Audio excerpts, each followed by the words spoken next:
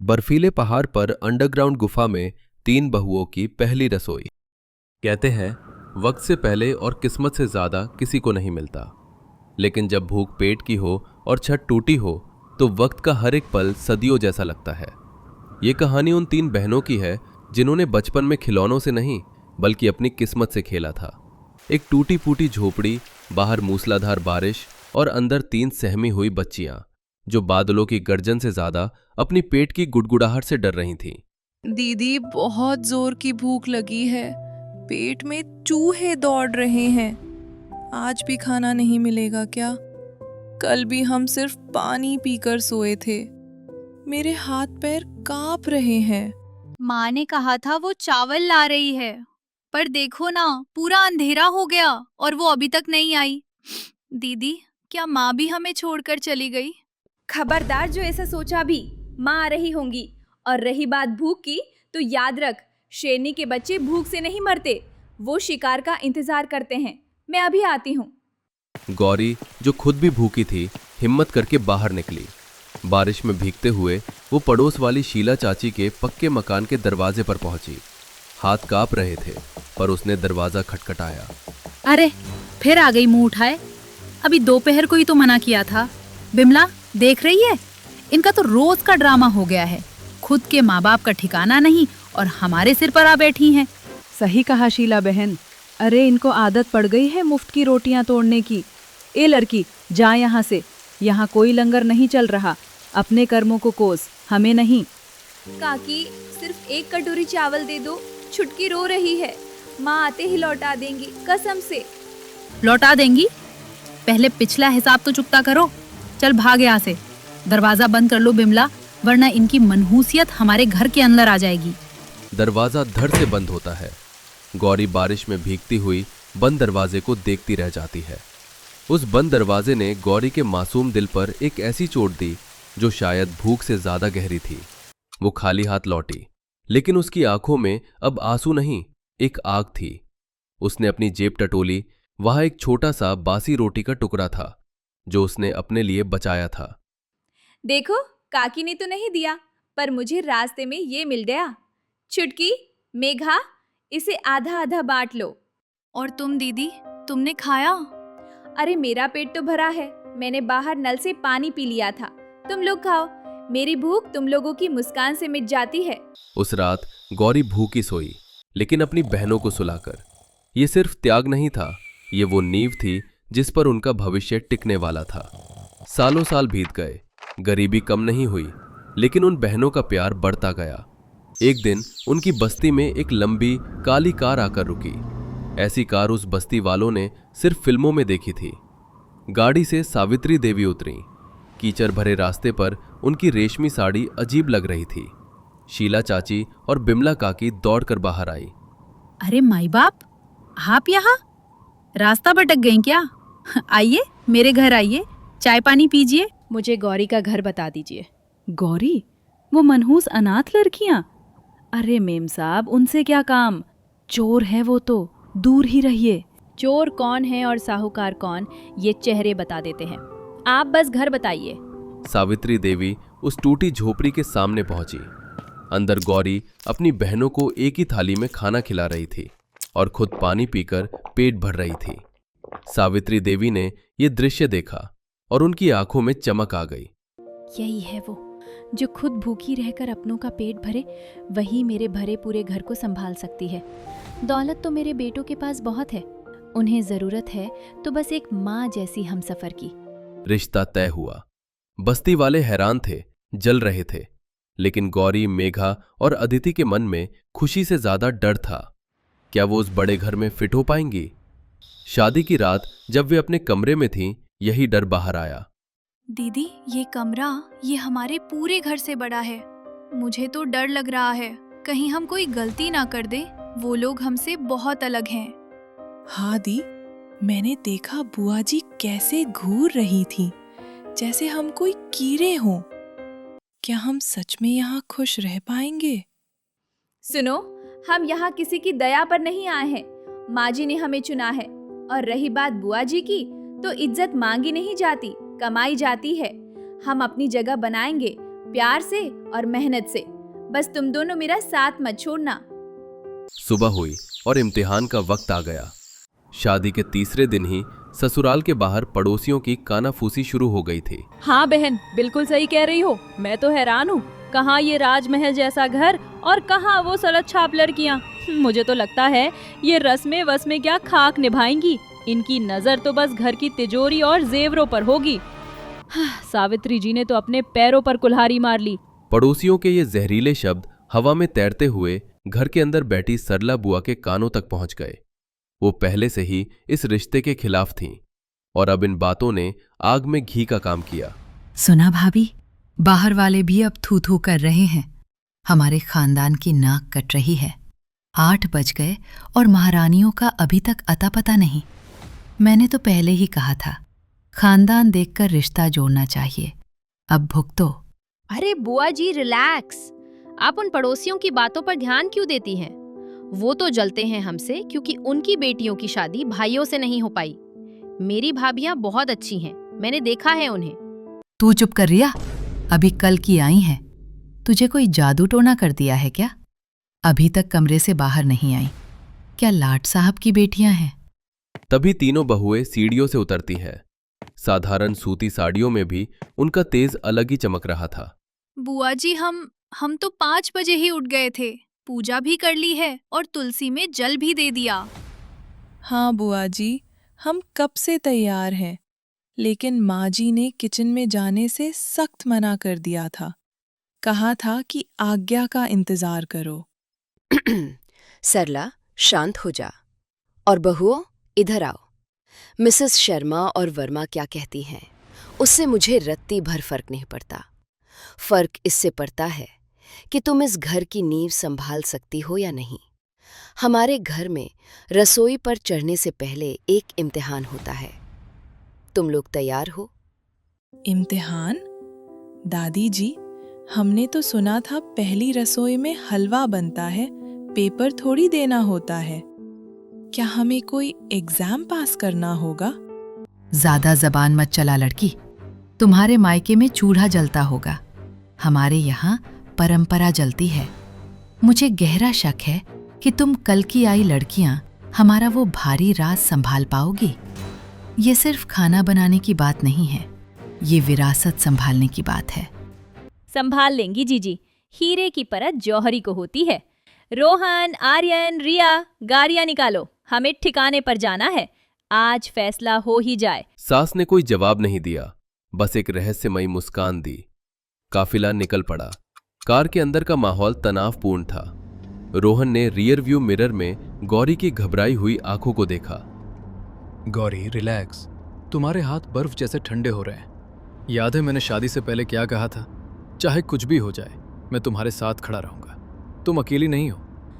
जानती हो रोहन, पर बुआ जी की बातें, वो नफरत नहीं करती, वो बस डरती हैं कि कहीं हम इस परिवार को बिखेर ना दे।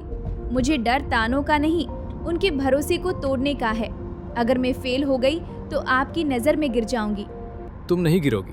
मैंने तुम्हें अपनी बहनों के लिए लड़ते देखा है। जो लड़की तूफानों में अपने परिवार को बचा सकती है, वो एक इम्तिहान से नहीं हारेगी। और अगर तुम गिरोगी तो मैं थाम लूंगा।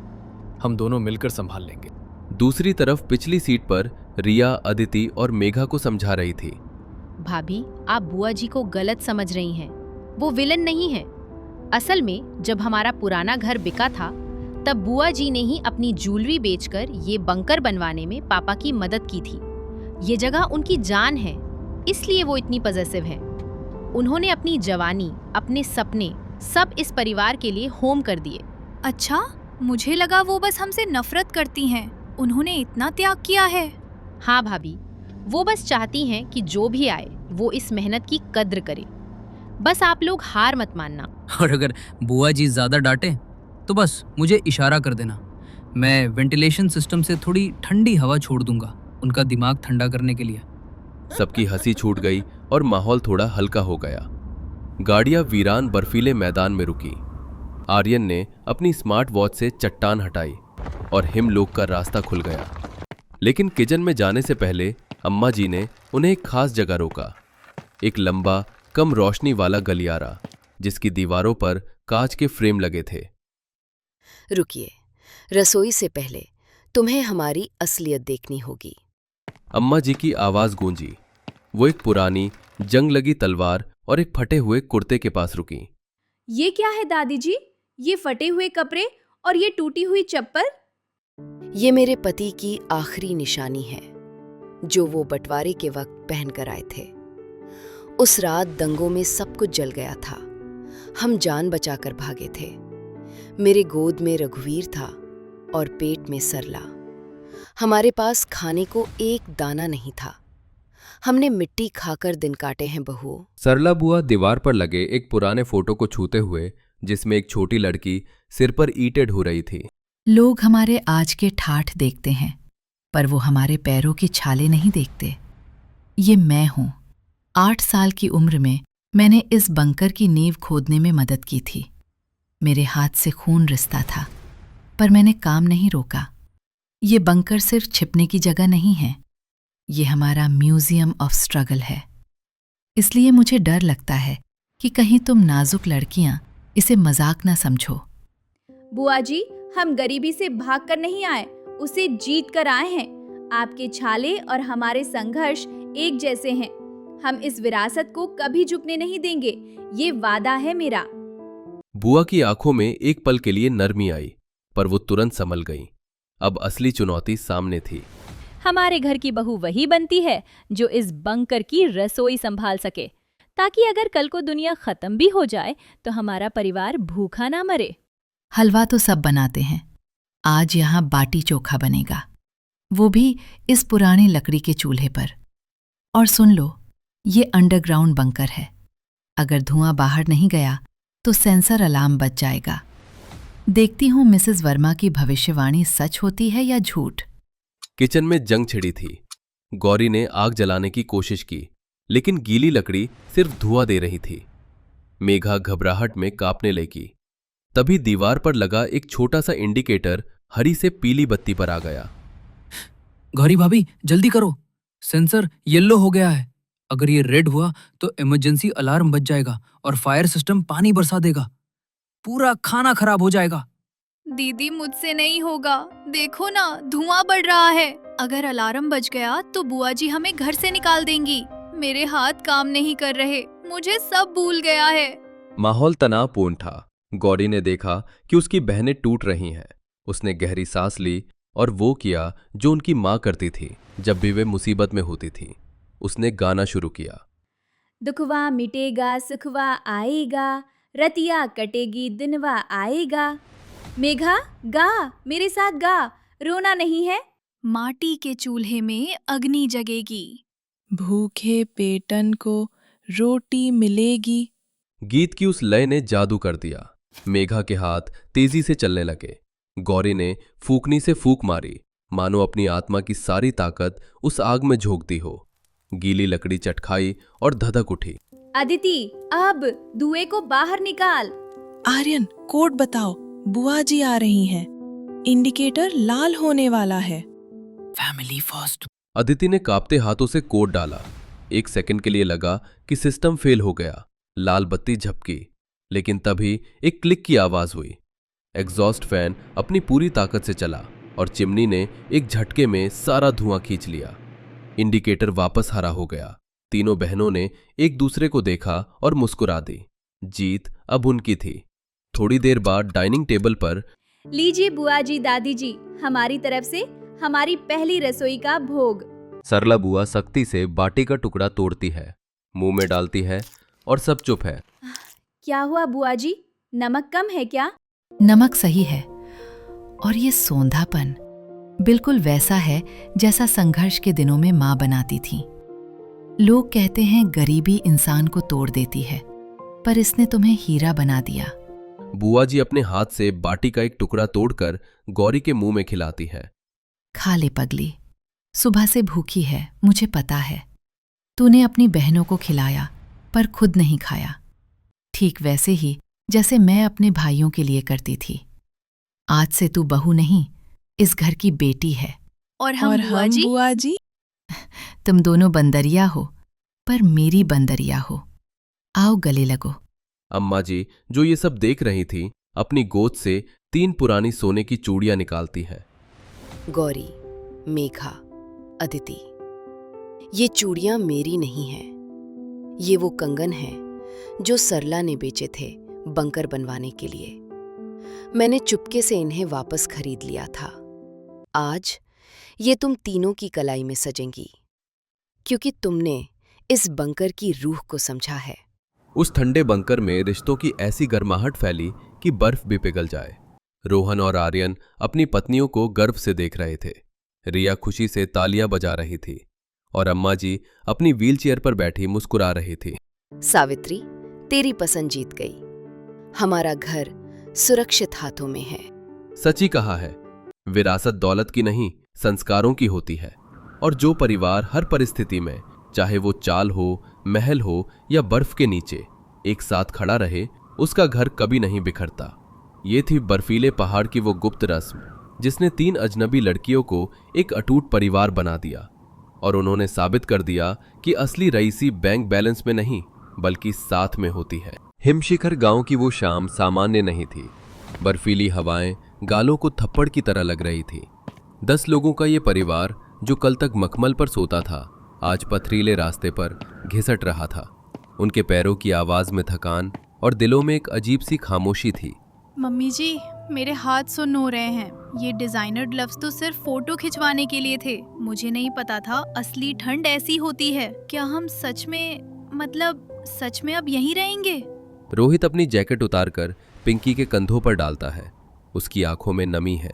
बस थोड़ी देर और पिंकी, एक बार चाचा जी के घर पहुंच जाए फिर सब ठीक हो जाएगा। हीटर होगा, गरम चाय होगी। भाई साहब मना नहीं करेंगे, खून का रिश्ता है, ऐसे वक्त में ही तो अपने काम आते हैं। बाबूजी, जिन अपनों को हमने पिछले 5 साल में सिर्फ दिवाली पर याद किया हो, वो हमारे लिए दरवाजा क्यों खोलेंगे? शुभ शुभ बोल बेटा, मजबूरी में उम्मीद ही सहारा होती है। वो एक पुराने लकड़ी के दरवाजे पर पहुंचते हैं। रामेश्वर जी का हाथ कांपता है। फिर वो दस्तक देते हैं। सन्नाटा, फिर कुंडी खुलने की आवाज। चाचा दरवाजा आधा खोलते हैं। चेहरे पर पहचान की लकीरें सख्त हो जाती हैं। अरे रामेश्वर, तुम इस वक्त? भाई साहब नमस्ते। वो शहर में सब खत्म हो गया। बच्चे साथ हैं, बस आज की रात। खत्म तो तभी हो गया था रामेश्वर, जब तुमने पिताजी की 13वीं पर आने का वक्त नहीं निकाला था।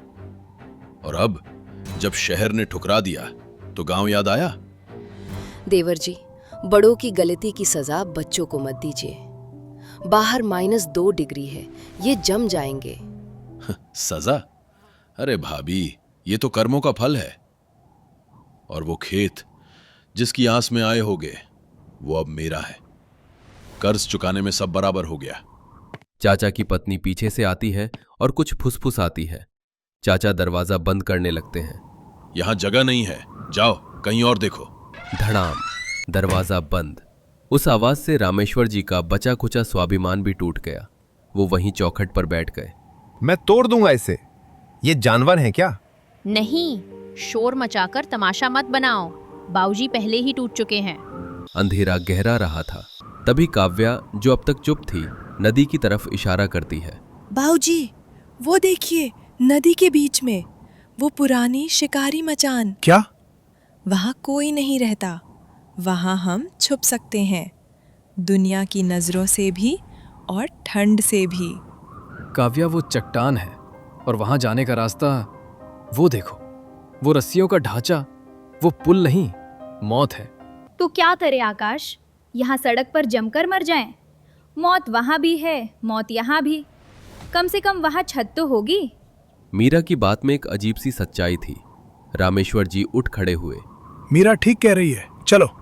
पुल के पास पहुंचकर सब सहम गए। नीचे नदी का शोर डरा रहा था। माँ जी, अगर रस्सी टूट गई तो? मुझे तैरना नहीं आता। भगवान हमें यहाँ तक लाया है तो डुबोएगा नहीं। एक दूसरे का हाथ कस के पकड़ना। पुल पार करते वक्त हवा तेज हो गई। पिंकी सबसे पीछे थी। अचानक उसका पैर फिसला और हील लकड़ी के फट्टे में फंस गई। रोहित, रोहित, मेरा पेन! पिंकी, हिलना मत। मेरी हील फंस गई है। ये मेरी शादी की सैंडल है रोहित, मैं इसे नहीं छोड़ सकती। पिंकी, वो सैंडल तुम्हारी पुरानी जिंदगी थी, उसे जाने दो, वरना तुम भी उसके साथ गिर जाओगी। उतारो उसे। पिंकी एक पल के लिए रुकती है, फिर रोते हुए पैर झटकती है। सैंडल नदी में गिर जाती है। वो नंगे पैर कांपते हुए रोहित के पास आती है। उस रात वो खंडर उनका महल बना, लेकिन असली लड़ाई भूख से थी। 2 दिन बाद सुमन और मीरा खतरनाक पुल पार करके थोड़ा सा राशन लेकर आ रहे थे। पुल पर बर्फ की परत थी।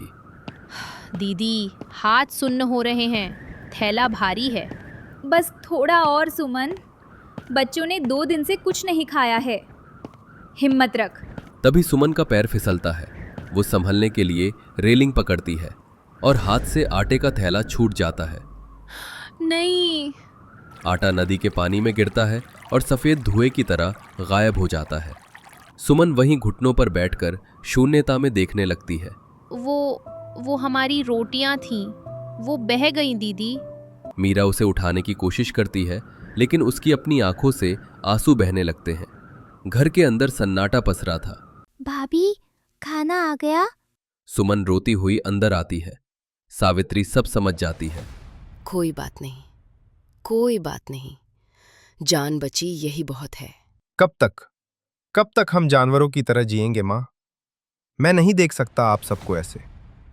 इससे तो अच्छा था हम शहर में ही जेल चले जाते। मीरा खिड़की के पास खड़ी बाहर डूबते सूरज और उस भयानक नदी को देख। सूरज, हम जेल में नहीं हैं, हम एक ऐसी जगह हैं जहां लोग आने के लिए तरसते हैं। दीदी प्लीज, अभी फिलॉसफी मत झाड़ो, भूख लगी है। नहीं पिंकी, देखो इसे, ये नदी, ये पहाड़, ये खतरा। लोग एडवेंचर के लिए हजारों रुपए खर्च करते हैं। ऋषिकेश में, मनाली में। तुम कहना क्या चाहती हो? हम अपनी मजबूरी को बेचेंगे, हम इस डर को रोमांच बनाकर बेचेंगे। ये खंडर नहीं, ये द रॉक विला बनेगा। मीरा बेटा, इस टूटी छत के नीचे कौन आएगा?